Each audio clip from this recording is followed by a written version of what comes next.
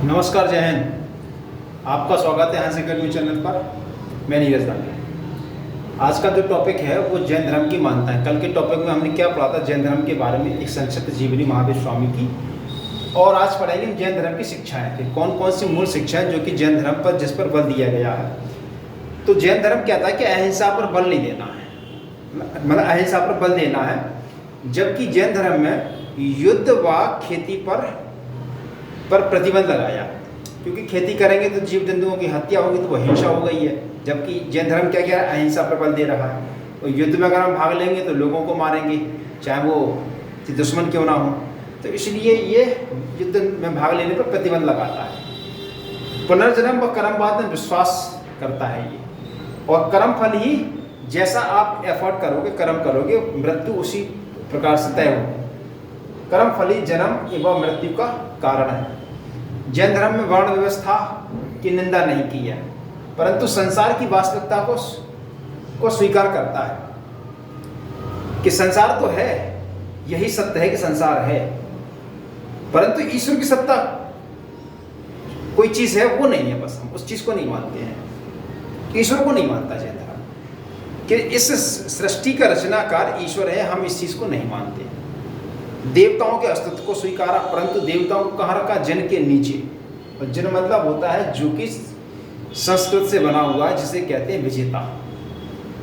जिनके नीचे रखा गया देवताओं को। साहित्य कैसा है? जैन धर्म को जैन साहित्य को कहा जाता है आगम। इनमें जैन साहित्य में 12 अंग, 12 उपांग, 10 प्रकीर्ण, 6 क्षेत्र सूत्र और चाल हैंगे मूल सूत्र है। ये साहित्य है। जैन धर्म के ग्रंथ हैं जो वो किसमें? अर्धमगधी में लिखे गए हैं। भद्रबाहु में कल्प सूत्र को संस्कृत में लिखा गया है। जो भद्रबाहु है, कल्प सूत्र को भद्रबाहु में क्या किसमें लिखा गया? संस्कृत में लिखा गया। यहाँ से प्रश्न पूछा भी है। भगवती सूत्र जो कि महावीर स्वामी के जीवन पर प्रकाश डालता है, इसमें 16 महाजनपदों का उल्लेख था, जिसमें 16 महाजनपद थे, जिसमें कि 8 महाजनपद कहाँ थे? उत्तर प्रदेश में थे। महावीर स्वामी ने प्राकृतिक भाषा में धर्म का प्रचार किया, जबकि देखो यहाँ क्या लिखा है कि जैन धर्म के ग्रंथ अर्धमगधी में लिखे गए, जबकि इनका जो प्रचार था धर्म को वो प्राकृतिक भाषा है। प्राकृतिक क्या है? ये भाषा है। प्रचार के लिए पावापुरी में एक जैन संघ स्थापित किया गया था। पावापुरी में क्या किया था महावीर स्वामी ने? बिहार में, जहाँ पर उनका अंतिम समय निकला हुआ था, एक जैन संघ स्थापित किया था। प्रमुख जैन सम्मेलन कौन कौन से? 2 प्रमुख जैन सम्मेलन हुए थे। प्रथम जो हुआ था वो पाटलिपुत्र बिहार में हुआ था, 300 ईसा पूर्व में हुआ था। स्थूलभद्र इसके अध्यक्ष थे। और इसमें क्या हुआ था? जैन धर्म 2 संप्रदायों में बट गया था। एक श्वेतांबर जिसे कहते हैं, और एक दिगंबर। दिगंबर जो कि मतलब जो कि भद्रबाहु से संबंधित थे, और श्वेतांबर जो कि स्थूलभद्र से संबंधित थे। ठीक है। द्वितीय बौद्ध संबंधी वल्लभी गुजरात में होती है, 512 ईस्वी में होती है। ठीक है। देवर्षि गण ने इसकी अध्यक्षता की थी। बिखरे जो ग्रंथ थे, जैन साहित्य था, उनका संकलन किया गया था, उनका समावेशन किया गया था द्वितीय जैन संगीति में। प्रमुख जैन धर्म के पर्वत कौन कौन से? किन किन पर्वतों पर किन किन तीर्थंकरों ने शरीर को त्यागा? क्या हुआ है वहाँ? कौन कौन से पर्वत किससे संबंधित हैं? तो कैलाश पर्वत जो कि नेपाल में है, ऋषभदेव जो कि प्रथम तीर्थकर थे, इन्होंने शरीर त्यागा था। शंवेद पर्वत जो कि झारखंड में है, पार्श्वनाथ जो कि 23वें तीर्थकर थे, इन्होंने शरीर त्यागा था। विप्लांचल पर्वत है, बिहार में है। महावीर स्वामी का प्रथम उपदेश था विप्लांचल। ठीक है। माउंट आबू राजस्थान में है। ठीक है। दिलवाड़ा जैन मंदिर है यहाँ पर। इसके बाद जब जैन धर्म का विभाजन हो गया था प्रथम जैन संगति में, तो 2 संप्रदाय कौन कौन से थे? एक थे श्वेतांबर जिनको कहा जाता तेरापंथी, और एक है कौन? दिगंबर जिसे कहा जाता समैया। तो जो श्वेतांबर थे ये स्थूलभद्र के नेतृत्व में मगध में रहे थे, तो इनको कहा जाता है कि जो समर्थक कहते हैं कि ये भैया कहाँ कौन सी मगध वाले लोग हैं।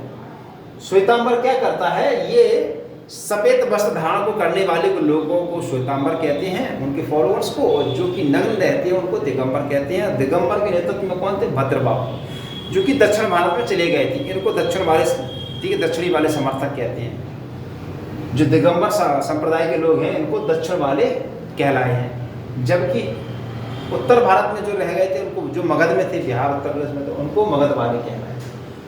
श्वेतांबर क्या कह रहे हैं कि मोक्ष प्राप्ति के लिए श्वेत वस्त्र का त्याग नहीं,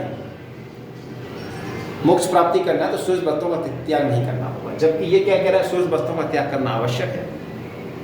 भाई रीजन क्या है, क्योंकि श्वेत वस्त्र धारण करना श्वेतांबर है और ये नग्न रहते, इसलिए कहते हैं कि अगर मोक्ष की प्राप्ति करनी है तो बोले नग्न रहना होगा।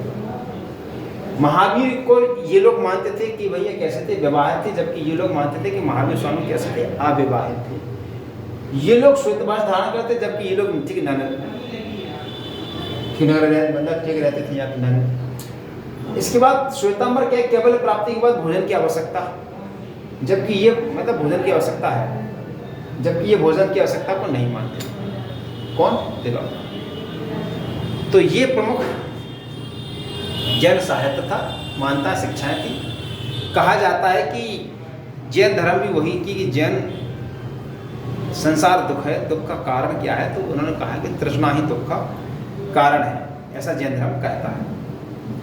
तो टॉपिक आज के लिए इतना काफ़ी है, टॉपिक आपका पूर्ण चुका है। अगला टॉपिक जो लेके आएंगे वो हम क्या लेके आएंगे, मौर्य वंश सम्राट अशोक की चर्चा आपके पैट सिलेबस में है, तो चर्चा कराएंगे कल के टॉपिक में अशोक के बारे में।